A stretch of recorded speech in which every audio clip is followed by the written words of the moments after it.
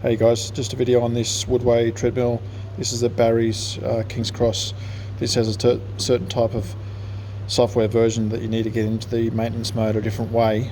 What you need to do with this one is press and hold the speed up and speed down buttons here together. These two buttons, hold them both down, and then you want to press the on button while it's off like this, so nothing's on. If you press and hold those two, press the on, and it will come up like this. And then wait a couple of seconds, it'll come up with a diagnostic mode, and then you can go through that way. And then to get out of it, if you just press off and then pause, it'll go back to the normal screen.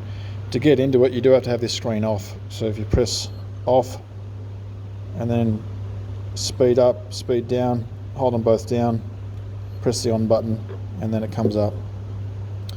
The other way is on the other software is actually the opposite. So you press and hold incline up and down, and then press the on button while it's in to get into diagnostic mode. So press and hold pause and then off, and then it will go back to the start screen. Thanks.